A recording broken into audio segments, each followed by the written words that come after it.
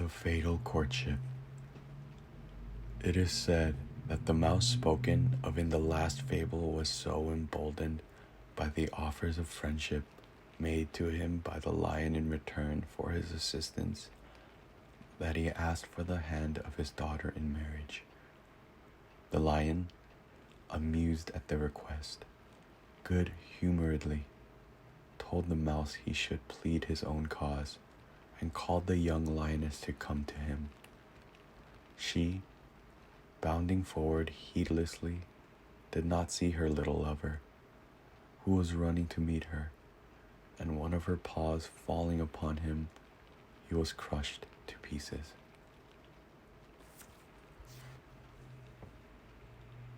The brother and sister. A certain man had 2 children, a boy and a girl. The lad was a handsome young fellow enough, but the girl was as plain as a girl can well be.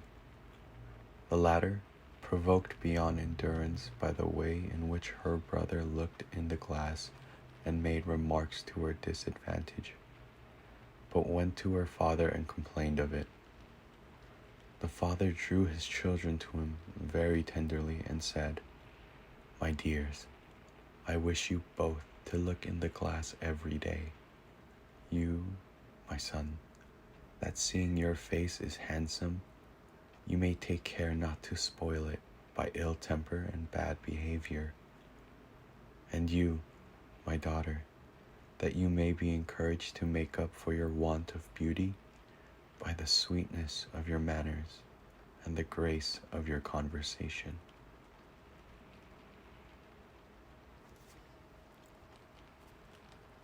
The Boasting Traveler. A man was one day entertaining a lot of fellows in an alehouse with an account of the wonders he had done when abroad on his travels. "I was once at Rhodes," said he, "and the people of Rhodes, you know, are famous for jumping. Well, I took a jump there that no other man could come within a yard of.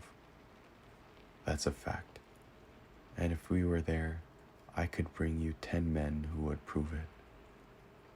"What need is there to go to Rhodes for witnesses?"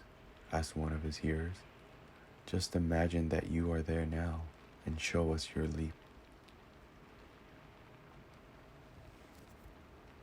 The Spendthrift and the Swallow. A prodigal young fellow, who had run through all his money, and even sold all his outer clothes, except his cloak, seeing a swallow skimming over the meadows one fine day in the early spring, believed that summer was really come, and sold his cloak too.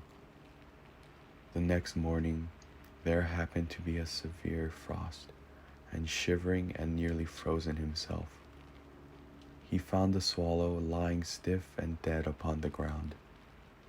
He thereupon upbraided the poor bird as the cause of all his misfortunes.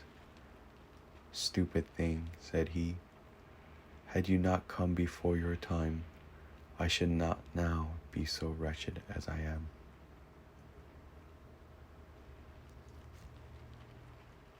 The Leopard and the Fox. The leopard, one day, in the hearing of the fox, was very loud in the praise of his own beautifully spotted skin. The fox thereupon told him that, handsome as he might be, he considered that he himself was yet a great deal handsomer. "Your beauty is of the body," said the fox. "Mine is of the mind."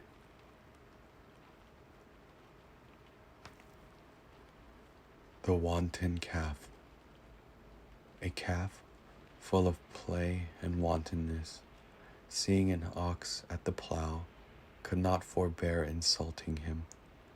"What a sorry poor drudge are you," said he, "to bear that heavy yoke upon your neck, and with a plough at your tail all day, to go turning up the ground for a master. You are a wretched poor slave, and know no better, or you would not do it." See what a happy life I lead. I go just where I please, sometimes in the cool shade, sometimes in the warm sunshine. And whenever I like, I drink at the clear and running brook. The ox, not at all moved by this address, went on quietly and calmly with his work. And in the evening, when unyoked and going to take his rest, he saw the calf, hung with garlands of flowers, being led off for sacrifice by the priests. He pitied him, but could not help saying as he passed, "Now, friend, whose condition is the better, yours or mine?"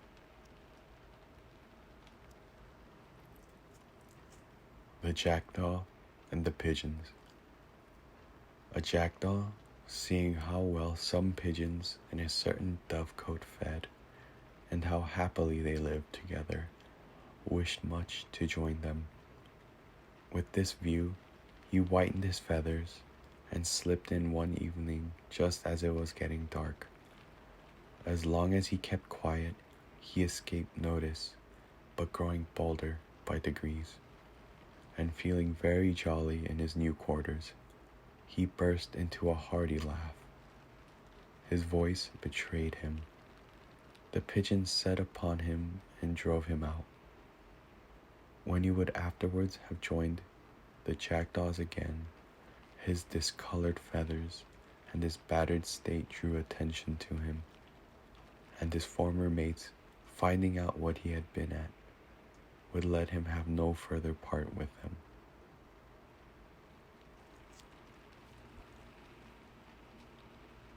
The Hares and the Frogs.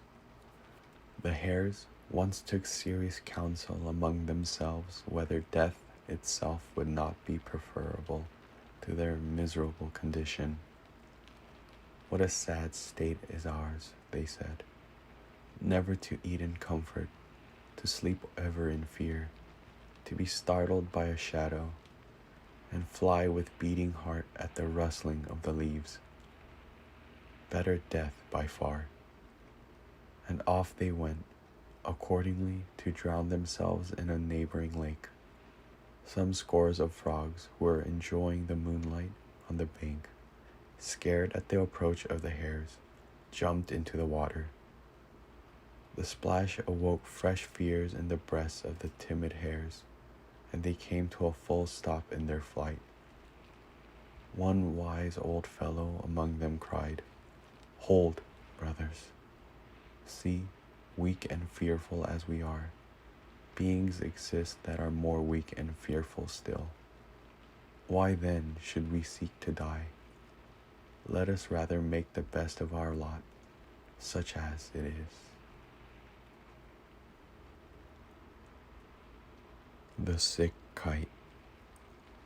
A kite, who had been ill for a long time, begged of his mother to go to all the temples in the country and see what prayers and promises could do for his recovery.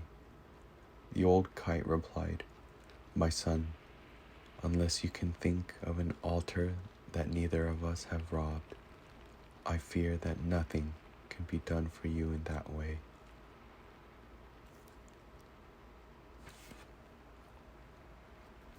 The Lion in Love. A lion fell in love with the fair daughter of a forester and demanded her of her father in marriage. The man durst not refuse, though he would gladly have done so. But he told the lion that his daughter was so young and delicate that he would consent only upon condition that his teeth should first be drawn and his claws cut off. The lion was so enslaved by love that he agreed to this without a murmur, and it was accordingly done. The forester then seized the club, laid him dead upon the spot, and so broke off the match.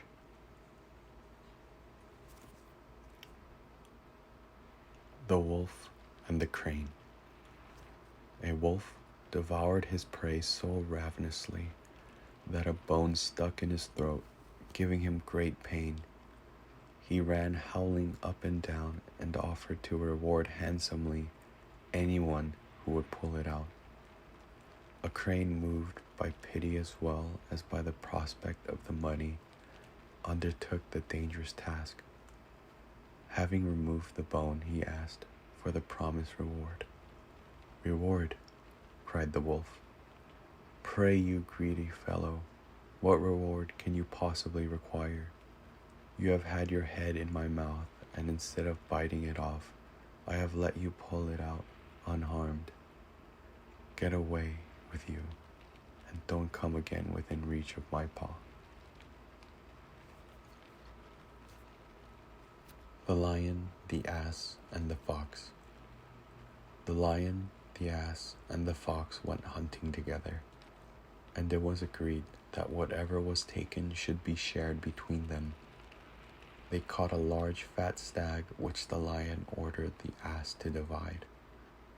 The ass took a deal of pains to divide the stag into 3 pieces, which should be as nearly equal as possible. The lion, enraged with him for what he considered a want of proper respect for his quality, flew upon him and tore him to pieces. He then called on the fox to divide. The fox, nibbling off a small portion for himself, left the rest for the lion's share. The lion, highly pleased with this mark of respect, asked the fox where he had learned such politeness and good breeding. "To tell the truth, sire," replied the fox, "I was taught it by the ass that lies dead there." The Fox and the Stork. A fox one day invited a stork to dine with him, and wishing to be amused at his expense, put the soup which he had for dinner in a large flat dish, so that while he himself could lap it up quite well, the stork could only dip into the tips of his long bill. Some time after, the stork, bearing his treatment in mind, invited the fox to take dinner with him. He, in his turn, put some minced meat in a long and narrow-necked vessel, into which he could easily put his bill, while Master Fox was forced to be content with licking what ran down the sides of the vessel. The fox then remembered his old trick, and could not but admit that the stork had well paid him out.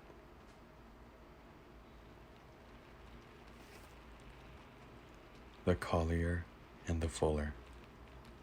A friendly collier, meeting one day with a fuller, an old acquaintance of his, kindly invited him to come and share his house. "1,000 thanks for your civility," replied the fuller, "but I am rather afraid that as fast as I make anything clean, you will be smutting it again." The Eagle, the Cat, and the Sow. An eagle had built her nest in the top branches of an old oak tree. A wild cat dwelt in a hole about the middle, and in the hollow part at the bottom lived a sow with a whole litter of pigs. They might have remained there long in contentment, but the cat, bent upon mischief, crept up one day to the eagle and said, "Neighbor, have you noticed what the old sow who lives below us is doing? I believe she has determined upon nothing less than to root up this tree, our abode, and when it falls, she will devour our young ones." This put the eagle in a great fright, and she did not dare to stir from home lest the tree might fall in her absence. Descending to visit the sow, the wily cat said, "Listen to me, my friend. Last night I overheard that old bird who lives over our heads promise her young ones that the very next time you went out, they should have one of your dear little porkers for supper." The sow, greatly alarmed in her turn, durst not quit her hollow. The mutual fear of the eagle and the sow became so great that they and their young ones were actually starved to death and fell a prey to the designing old cat and her kittens.